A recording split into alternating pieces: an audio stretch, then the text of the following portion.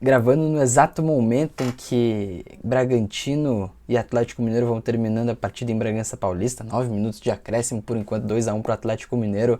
Nesse momento, uma partida bem legal de ver, como foram praticamente todas desta terça-feira aí de Campeonato Brasileiro, muito interessante. Gravando de alvinegro aqui, né, usando a camisa do Newcastle, mas porque falaremos aqui de brasileiros alvinegros, em essência pelo menos, porque quem teve destaque nessa rodada tinha essa característica, por mais que talvez um destaque negativo, como é o caso do Corinthians, que a gente pode começar falando, né? O Corinthians que é um time que fora de campo todo mundo sabe o que está acontecendo, fora de campo é uma instabilidade que é impossível não entender que ela passa para dentro do gramado, né? É impossível não desassociar as coisas, de você tirar o fora do campo dessa equação, porque não dá, né?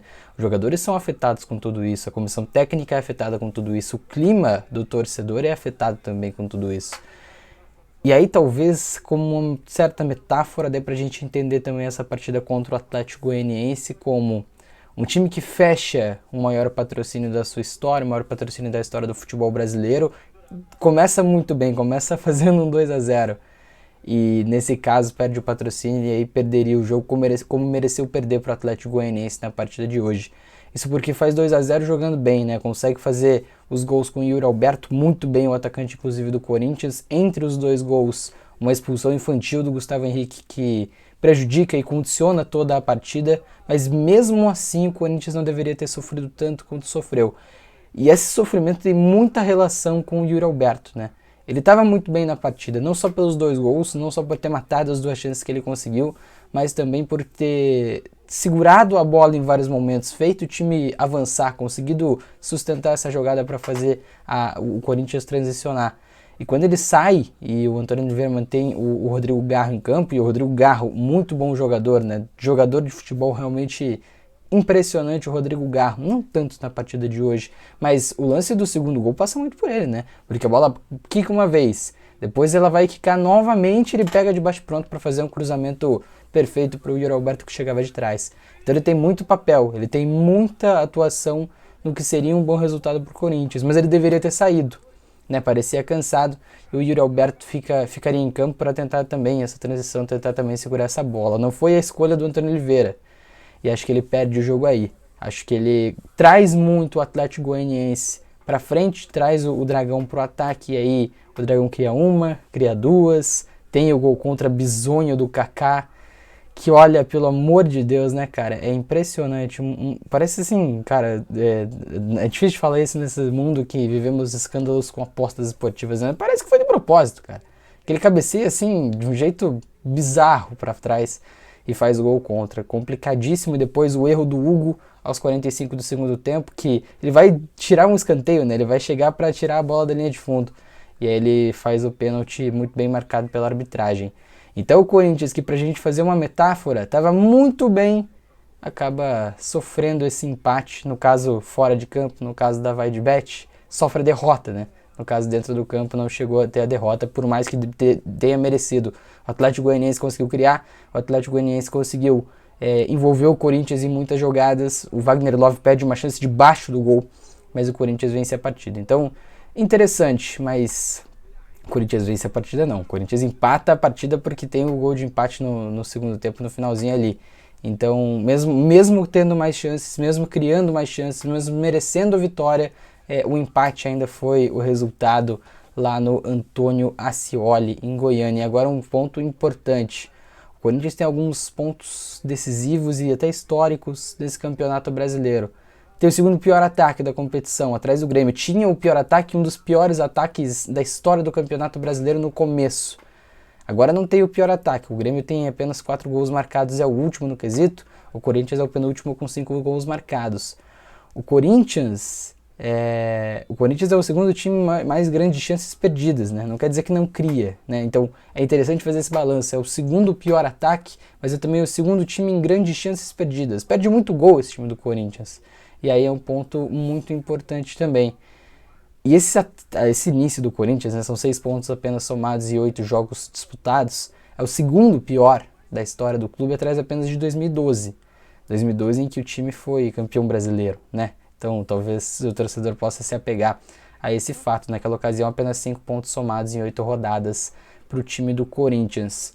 Para finalizar esse jogo, Carlos Miguel é muito importante para esse Corinthians. Não fosse ele, o Atlético Goianiense fatalmente sairia com a vitória em mais de uma oportunidade, defesas determinantes para o resultado da partida.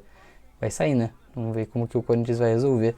Vamos ver se vai conseguir contratar um goleiro ou se vai apostar no Matheus Donelli aí para essa sequência de ano, que também acho que seria um erro colocar um menino da base nessa situação, nessa fogueiraça, que já seria fogueira substituir o Cássio para o Carlos Miguel, e ele estava conseguindo ir bem. Agora substituir o substituto, complicado, e o Corinthians se colocou nesse tipo de situação. Mais à frente, né, durante o dia, o Botafogo vence o Fluminense e vence muito bem esse time do Fluminense. E é importante a gente ressaltar demais, e tem que até comemorar que no futebol brasileiro há uma dupla como Júnior Santos e Luiz Henrique. É impressionante a dinâmica desses dois jogadores no ataque do Botafogo. Luiz Henrique mais ao lado direito, o Júnior Santos como um segundo atacante, entre aspas, porque aparece mais à frente do que o Tiquinho, por exemplo. O Tiquinho recua um pouco mais para construir essa jogada, para fazer também um papel de pivô na base da construção da jogada, e o Júnior Santos aparece como a ponta dessa lança, né? Aparece como essa flecha que é muito interessante numa posição que parou de ter no futebol brasileiro, né? Talvez com o Paulinho no Atlético Mineiro, ele no Botafogo agora, esse ponta de lança sumiu e agora tá reaparecendo. Também o Canóbio no Atlético Paranaense em vários momentos nessa temporada. Muito interessante o Júnior Santos, cara. Muito interessante mesmo. E aí o Botafogo cria muito, né? Tem muitas chances e muito nessa transição do Júnior Santos. Ele tem no começo da partida, no primeiro tempo principalmente, 2, 3 vezes em que ele sai de frente com o Fábio, né? E apostando muito também numa dupla de zaga muito lenta com o Marlon e com o Manuel no Fluminense. Então ficou um jogo completamente condicionado às escapadas do Júnior Santos. Ele não conseguiu aproveitar. Uma ele coloca na trave, a outra ele chuta cruzado de perna esquerda para fora. O Fluminense tem uma bola na trave nesse meio tempo com o Marquinhos também, na única vez que o Fluminense consegue chegar com contundência, né, com certa importância no ataque para incomodar o Botafogo.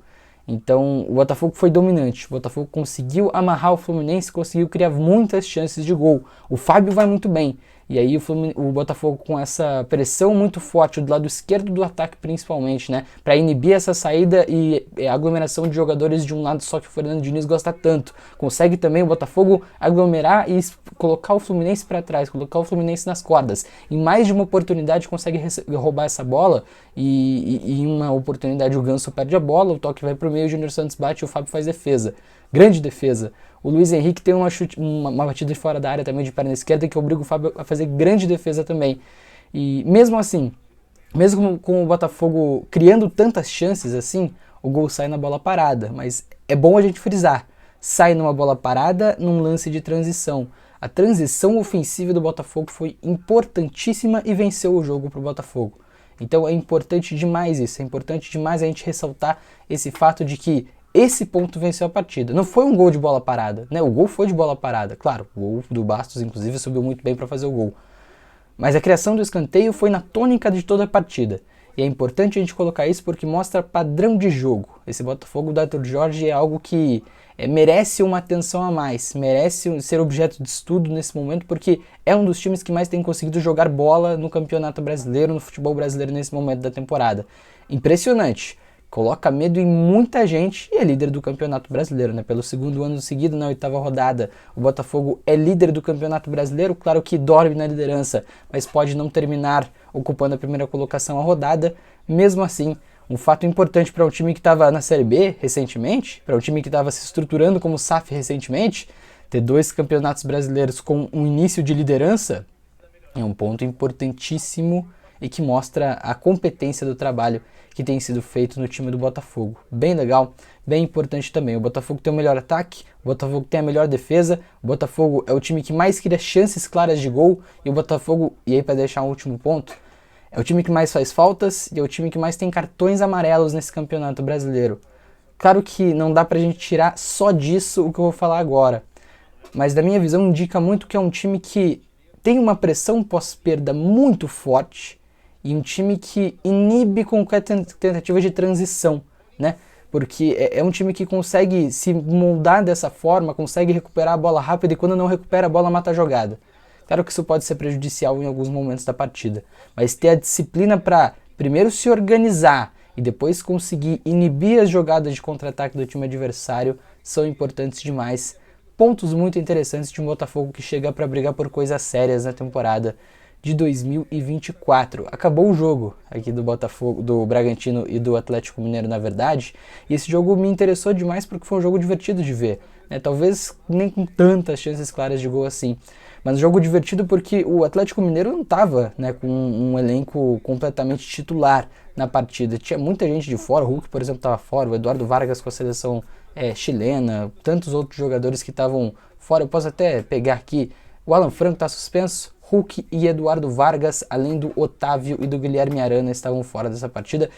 Esses jogadores, assim, grande parte deles pelo menos titular do time do Gabriel Milito, que entrou com alguns jogadores da base em campo, né? O Rômulo, por exemplo, zagueiro da base, o Gustavo Scarpa como um ala esquerda, né? Começou muito bem com o Milito como ala direita, se tornou um ala esquerda nesse momento e também teve partida interessante. Você tem o Alisson na ala direita, né? E o Cadu como um atacante. Então, 3 jogadores muito jovens, 18, 20 anos ali, que fizeram até uns jogos interessantes, fizeram até partidas legais de ver nesse time do Atlético Mineiro, que não fez uma partida excelente, né? Não fez uma partida muito boa, né? E até fazer o primeiro gol era completamente dominado pelo Bragantino, né? O Bragantino criava o natural, conseguiu ter chances, conseguiu ter algumas batidas de fora da área, conseguiu fazer o Everson trabalhar. E aí faz o gol numa jogada de escanteio, né? Saiu o escanteio, uma jogada curta, com um golaço do Lucas Evangelista, que é um dos jogadores talvez mais visados nesse mercado de volantes no Campeonato Brasileiro, nesse futebol nacional, e é um cara que ninguém conseguiu tirar ainda do Bragantino,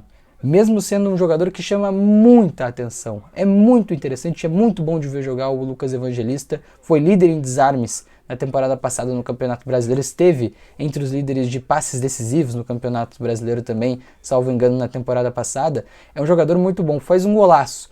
Depois disso, o Bragantino se perde em erros de saída de bola e erros individuais, né?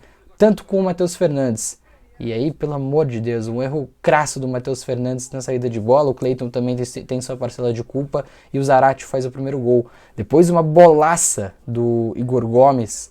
É realmente impressionante. Tipo, dá um sem pulo assim contra o Paulinho em projeção. E aí o Paulinho na corrida é muito difícil de buscar. E na finalização das jogadas também ele vai muito bem. Conseguiu colocar no fundo das redes, venceu o goleiro Cleiton. E a partir daí a partida fica condicionada, né? Um Atlético Mineiro que se defendia e conseguia transicionar bem. Um Bragantino também pouco criativo e também que teve poucas mudanças táticas, assim, pouca variação com as mudanças do Pedro Caixinha e que não conseguiu vencer, não conseguiu se impor dentro de casa, o que também tem sido um problema talvez recentemente para esse time do Bragantino.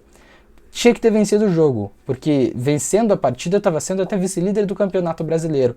E contra um Atlético Mineiro tão desfalcado, com jogadores da base em campo, tinha que ter aproveitado a situação, que estava muito boa para ele na partida, mas que por erros individuais acabou entregando um resultado totalmente factível contra o time do Atlético Mineiro, que é interessante pela efetividade. Já jogou mais bola com o Milito, tá? Já jogou mais bola anteriormente com o Gabriel Milito, veio numa fase ruim, é verdade, recentemente, tá voltando à sua forma, é realmente impactado com as lesões, né? São jogadores que é difícil, nenhum time gostaria de perder um Hulk, por exemplo, mas foi efetivo, foi eficaz, foi eficiente e conseguiu vencer a partida contra o time do Bragantino. Fechado? Times alvinegros com certo sucesso, o Botafogo o principal destaque positivo, o Corinthians no destaque negativo mais uma vez, e o Atlético Mineiro efetivo com o Bragantino que poderia ter vencido a partida, poderia ter feito coisa melhor. Rodada de terça-feira bem interessante no Campeonato Brasileiro. Não consegui assistir o Juventude contra o Vitória, o empate 1-1. Mas assim, não dá pra ver todos os minutos de futebol também. A gente tenta, mas tem vezes que não dá. Fechado? Deixe seu like, se inscreva no canal. Tamo junto. Valeu!